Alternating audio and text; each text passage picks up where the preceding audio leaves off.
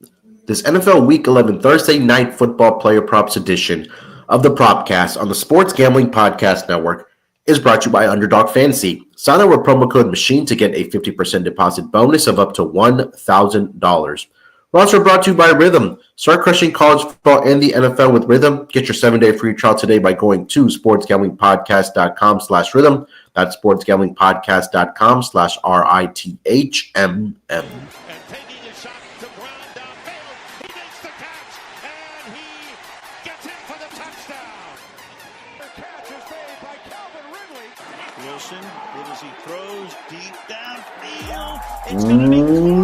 Welcome everyone to the Propcast, part of the Sports Gambling Podcast Network.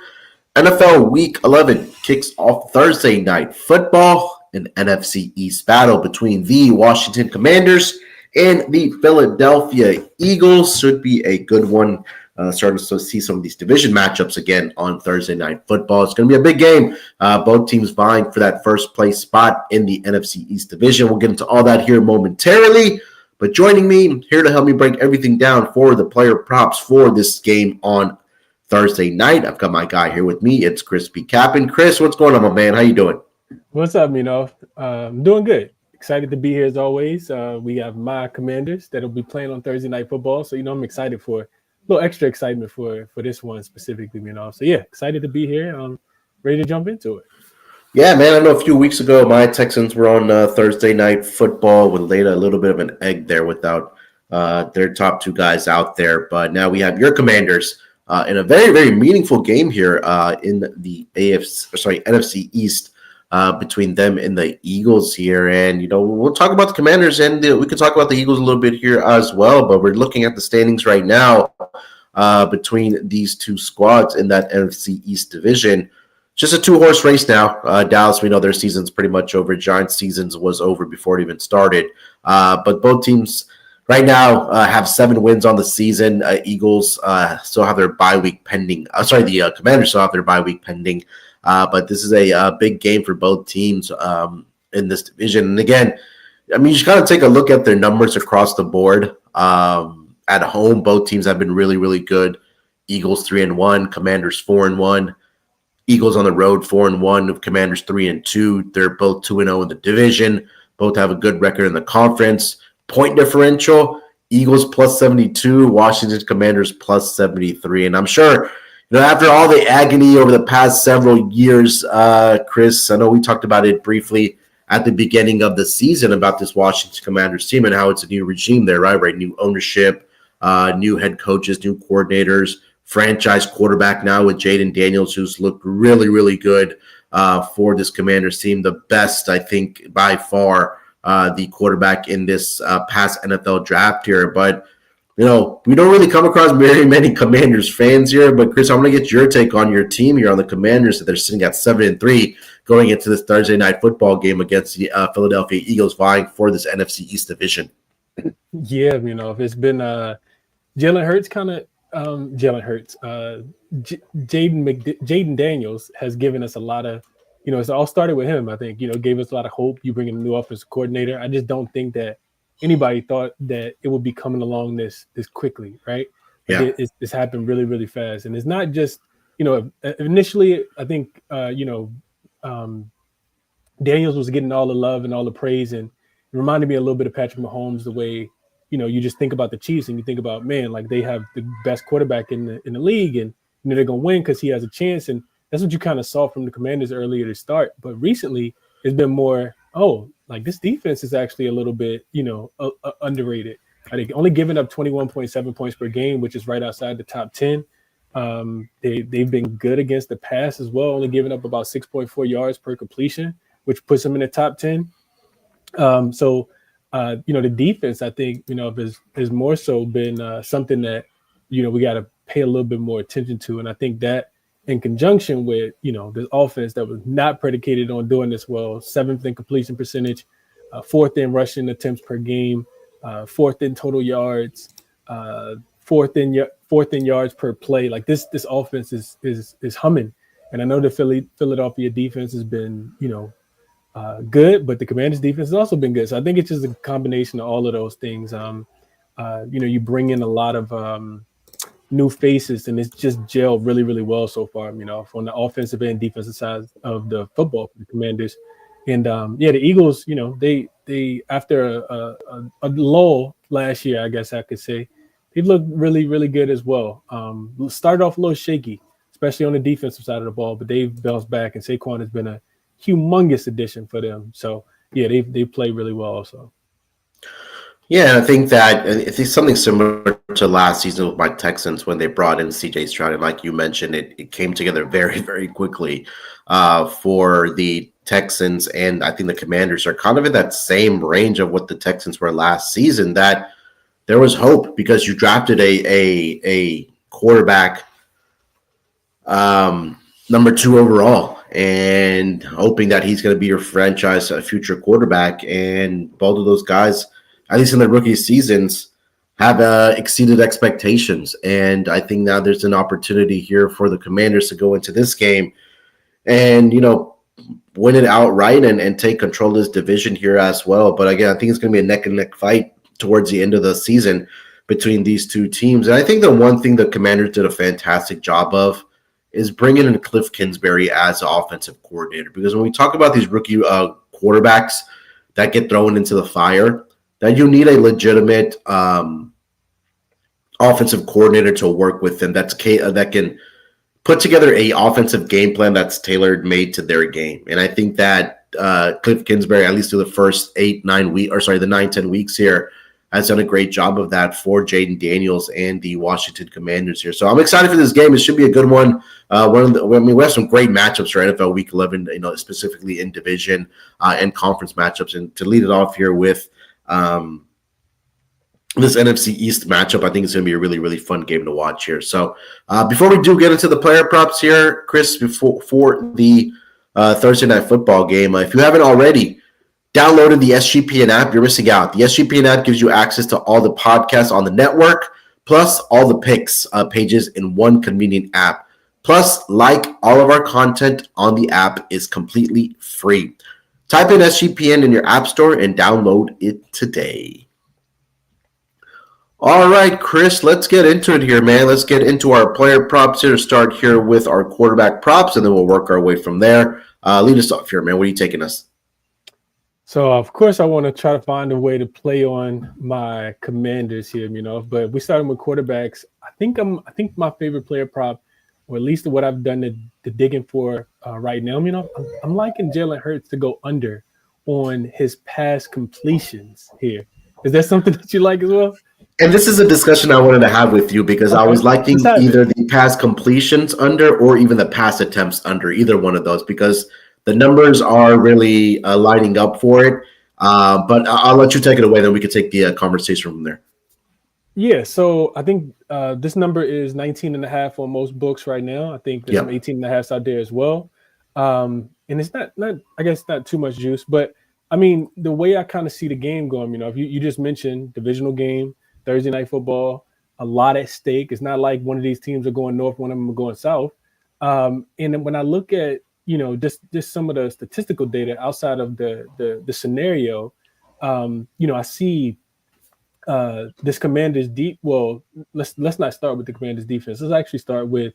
Let's see, I had it up.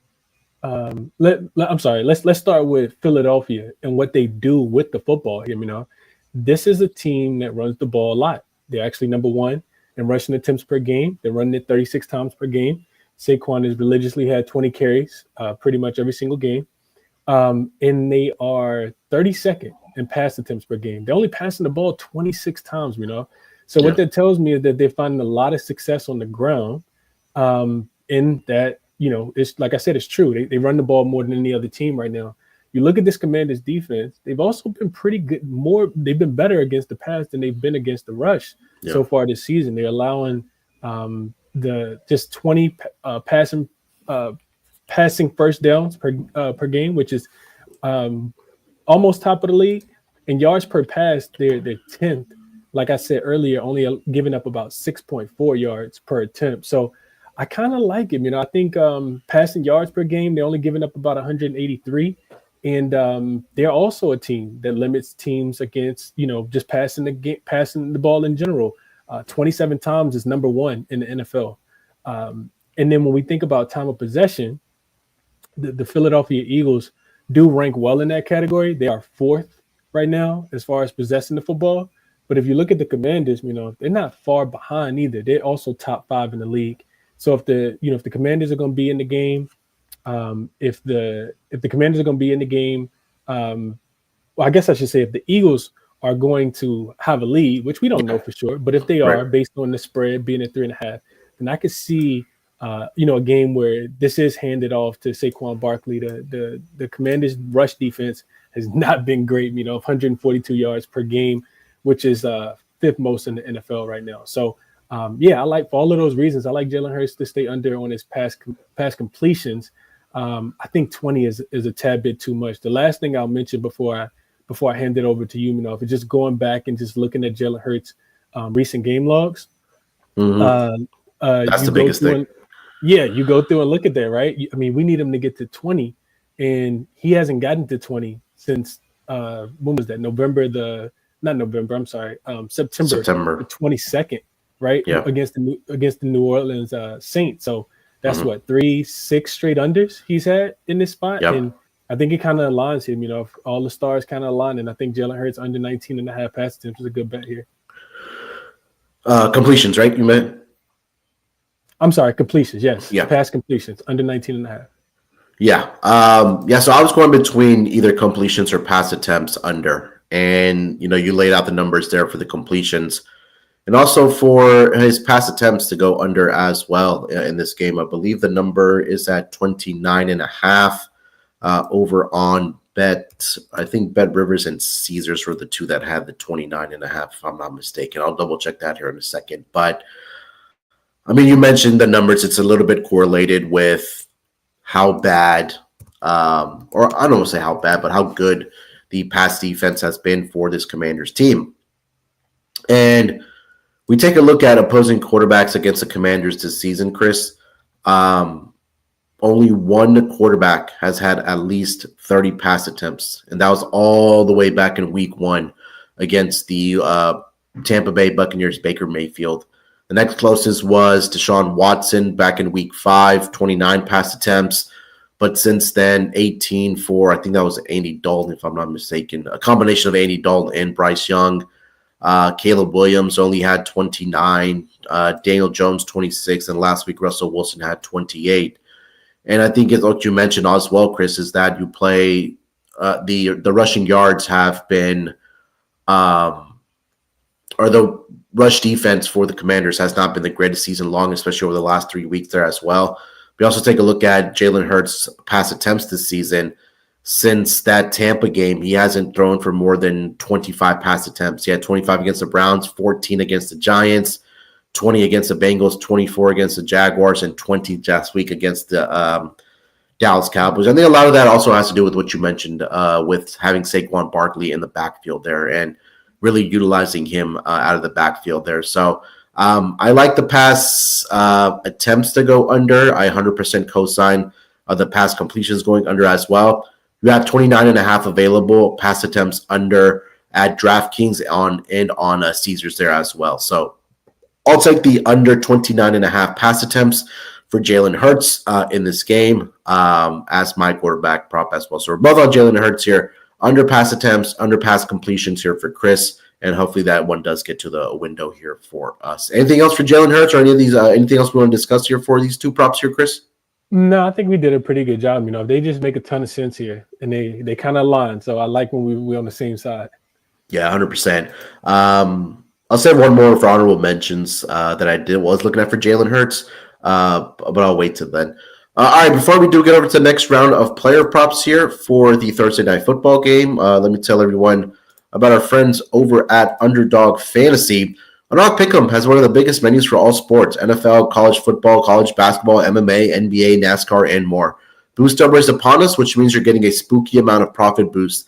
And you can now use specials and boosts on all flex entries. So sign up with promo code MACHINE to claim your special pick and first-time deposit offer up to $1,000 in bonus cash. That's UnderdogFantasy.com. Make sure you use that promo code MACHINE. All right, Chris, let's keep it rolling here. Let's get over to our next player props for this game. What do you got? So it's not a running back prop that I like. If I feel like the Saquon numbers make a lot of sense. It's a super high number, of course, because Saquon has been absolutely crushing it. I looked at it. I think he's hit his rushing prop in every single game this season outside of 2. In the games that he didn't, he went over in the next game. So that makes a ton of sense. I just kind of feel like because the Commanders know that, and maybe not, maybe, it's a short week. They don't get a chance to prepare for it as much as possible. And Saquon continues to eat. But he was the guy that I kind of had pinpointed him, if I think it's a super public play. And public plays cash all the time as well. I also looked at, so that was his rushing yards. I also looked at his rushing, his longest rush, over 18.5, minus 105. I think if he does, like he has not historically, but he has this season, broken a long run pretty much every single game as well. And with them being at home, and him, just getting as many carries as he gets. I mentioned Philly running the ball a little bit more, more than any other team in the NFL. I considered those two. Didn't pull the trigger on his rushing yards over or his longest rush over. What about yourself? Yeah, I also was looking at Saquon in this game, but he's familiar with this team as well, right? Because he was obviously with the Giants in the same division. But I'm in your camp that I felt like the Barkley numbers were spot on. If I also looked at the receiving yards for him. Hasn't really been too involved in the receiving game as much as I thought he would be in this season, especially with the Philadelphia Eagles here. It's been 12 yards, 40 yards. Then he had 3 weeks combined where he only had, 21 receiving yards. So it's been a little bit sporadic. And the Commanders have done a pretty good job of limiting opposing running backs, at least through the air. We talked about the rushing defense has slacked a little bit over the past couple of weeks for them. But I think when it comes down to it, that if you do bet the over, it's going to be something in the late in the fourth quarter where maybe the Eagles have the lead and they're trying to run out the clock and they're handing it off to Saquon to get those extra yardages and get him up and over the number. So the one thing that did stick out to me here for at least opposing running backs, Chris, against the Commanders is the attempts. They're at least teams have at least rushed 20 times against the Commanders over the last 5 weeks. But it's also been by committee there. Derrick Henry had 24, Chuba Hubbard had 17, 3 by Miles Sanders, and then DeAndre Swift had 18, 16 for Tyrone Tracy Jr., 7 for Devin Singletary. And then last week, Najee did have 21, along with Jalen Warren have 14. So if you had a gun to my head as far as a Saquon prop, I would probably go the rush attempts over, but the numbers just didn't, add up for me here. But I think up and over the number of 18.5 would be the way that I would look for Saquon. Didn't officially play this one, but I guess we should save that for honorable mentions here. But I also didn't have a running back prop because we also don't have running back props available for the Commander side either, just because we're waiting for the status of Brian Robinson Jr. as well. So, yeah, we can leave it at that there. You have anything else for Saquon you want to add? No, I think you did a pretty good job. Great handicap by you, Munaf. Yeah, 8.5 feels about right? That's what I was thinking. So I'm happy that we agree on that as well. Yeah, I mean, look, last week it was 14 attempts, but it was a blowout. I'm pretty sure they didn't have him late in that fourth quarter. But prior to that, 27 against the Jags, 22 against the Bengals. And prior to that, Chris, he hadn't gone up and over that number since week 2 and week 1, 24 and 22 there. So 18.5 just felt like the right number here. So we can blow past the running back props here. So let's go over to wide receivers / tight ends here for our next props here. What do you got? So I say one for honorable mentions, but I think we'll go AJ Brown for wide receiver here. He just has had a really good track record against the Commanders, and I know the Commanders' pass defense is much improved, but Lattimore just came over last week. He did not play, and the Commanders could have used him last week against Russell Wilson. He threw 3 touchdowns against the Commanders last week, and now you got a Commanders team on a short week in a divisional game and on the road. So I do think AJ Brown can have another big game here. I mentioned just briefly how he's really played well against the Commanders, specifically back-to-back games last year with at least 8 catches and at least 130 yards. So I mean, that's a big part of the handicap. The other thing is that when I was looking at the injury report earlier this morning, you got Dallas Goedert on the injury report with an ankle injury, did not practice yesterday. And then you also got Devontae Smith with a hamstring, who also didn't practice yesterday. So it's not like the Commanders don't know where the ball is going to, but it's something different when you got to stop at him. We know he is a big play capability, and when he catches a pass, it's typically a pretty long one. So I do like AJ Brown up and over his longest reception over 28.5 here, for my wide receiver prop. What do you think about that, and what do you like? Yeah, I couldn't talk you off of that. AJ Brown last season alone had 305 yards against his Commanders team, 2 touchdowns each in those games as well. So his 4 career games against them, he's had a total of 5 touchdowns.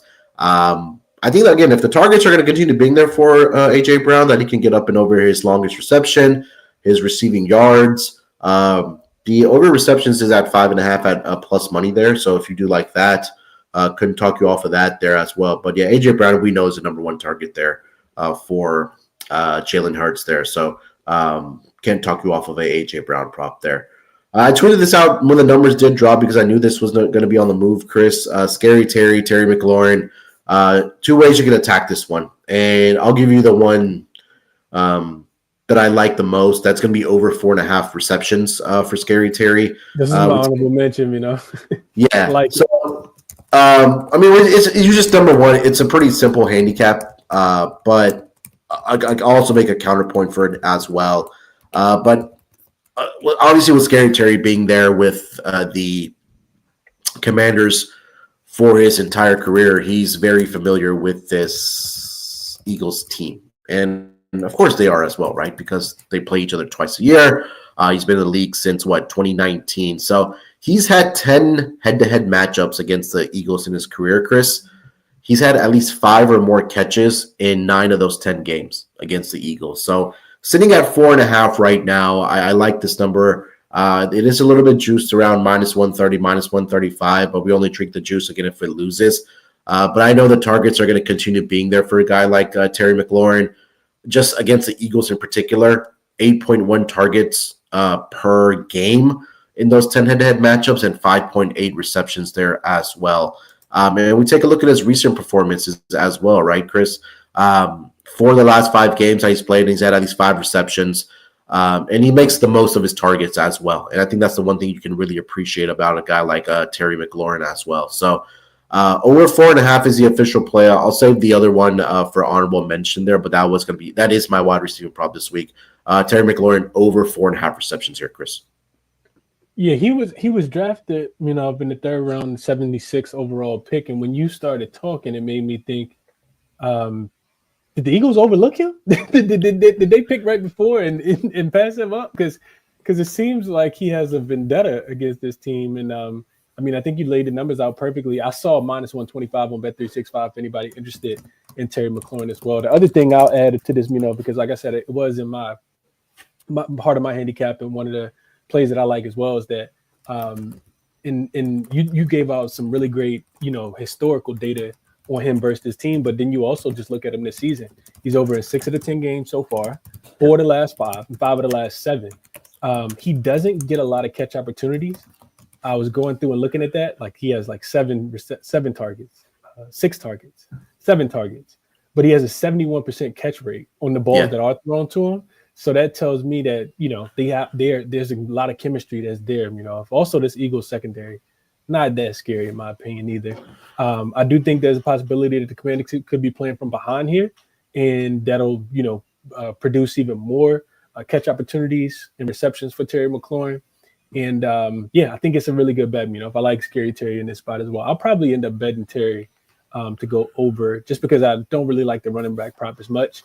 But I do like like I talked about with AJ Brown. He's played 7 games this season, and he has a 28-yard or 29-yard reception or more in 6 of the 7 games that he's played. So I'll probably play AJ Brown receptions, longest reception over, and I'll just play Terry McLaurin over his 4.5 receptions as well. Yeah, Terry McLaurin hasn't also been a guy that's been shy about longest reception as well. Before we do get to honorable mentions, do you have anything else as far as props you officially played? No, that's it. That's it. All right. So yeah, let's continue the conversation here with Terry McLaurin. And the other prop I was looking at was his longest reception to go over, which was it opened at 23 and a half. No, yeah, 23 and a half. Still at 23 and a half. There was a 22 and a half over on FanDuel as well. But he's been getting it done, especially through, these long catches, especially this season for the Washington Commanders. Early in the season, it wasn't really there. He had a 55-yard catch against the Bengals, 66 against the Browns. So the last 4 weeks, 25 against the Carolina Panthers, 61 against the Chicago Bears, 18 only against the Giants, where it wasn't a big game for him. But then last week against the Steelers, 5 receptions, 6 targets, 113 receiving yards. He had a catch in there for 54 yards there as well. So, couldn't talk you off of that one to 23 and a half. 22 and a half is out there on FanDuel. The other one that I thought was sneaky a little bit, Chris, 19 and a half for Noah Brown. He's been a guy that's also been, getting the catches down the field for this Commanders team as well. Just kind of looking at his numbers this season. Obviously, we remember the Hail Mary that he did catch against the Chicago Bears a few weeks ago, but Week 1 against the Giants, 34. He had 31 against the Giants 2 weeks ago, 28 against the Ravens. So he's been flirting with this number. 19 and a half is a number right now. So those are the other two that I did consider. I think I'm going to get there with the Terry McLaurin one, 22 and a half. But those were the two that I was looking at in this game here for the Commanders and the Eagles side of things. I want to mention one more player before we get over touchdown scores here. But what are you looking at for honorable mentions? Really none. This is a game that I would rather be. I'm already emotionally invested, so I don't want to tie too much of my money with with this game. So yeah, I think Scary Terry was, like I said, on my list. I didn't really like the running back prop market as much. So I think I'll just play those three. We'll ride with Jalen Hurts under and AJ Brown over and Scary Terry over. No honorable mentions that really stood out to me at all. Any thoughts on the Zach Ertz revenge game? I thought about it. I think his receiving yards was 34 and a half. It sounds like we are both in agreement that Jay Daniels could have some success through the air here. It sounds like if we like Scary Terry to go up and over his receptions, potentially a Noah Brown, longest reception, the Scary Terry longest reception. I did think about that. I'm just not sure if the targets and the opportunities will be there for him this week, But yeah, we've seen crazier things, so it wouldn't surprise me if he was able to go. I'm pretty sure his receptions is 3.5, maybe 2.5, 3.5. 3.5 minus 125. I see on DraftKings with 34 and a half receiving yards. I think it was the number earlier. So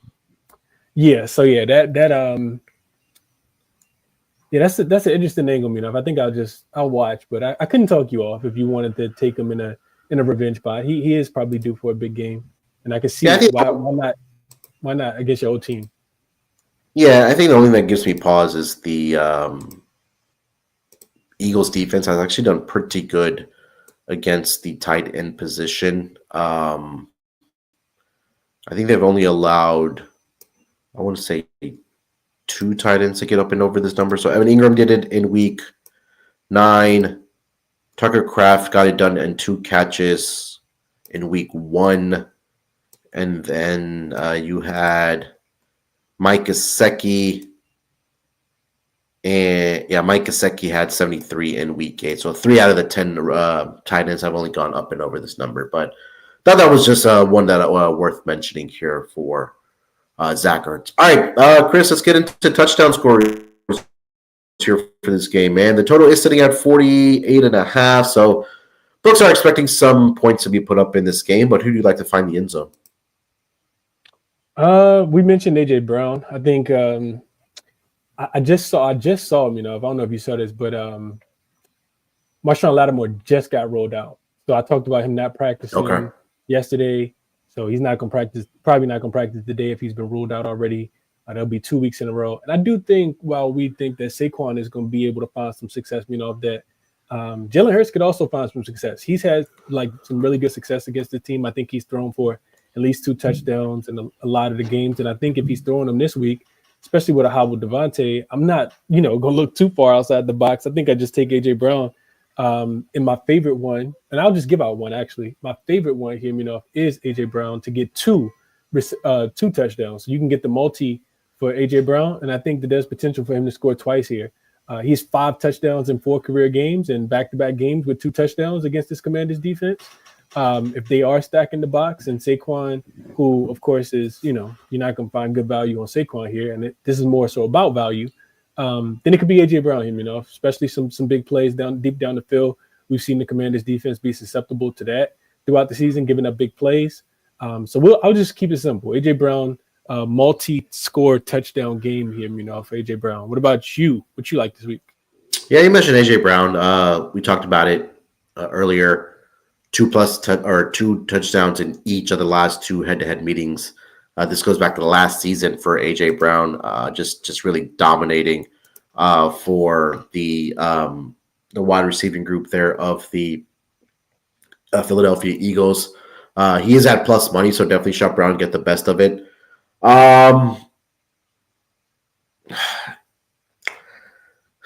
Terry McLaurin is at minus 105. I don't hate that. I think there's some guys that we can make. Noah Brown at plus 275 intrigues me as well. Excuse me.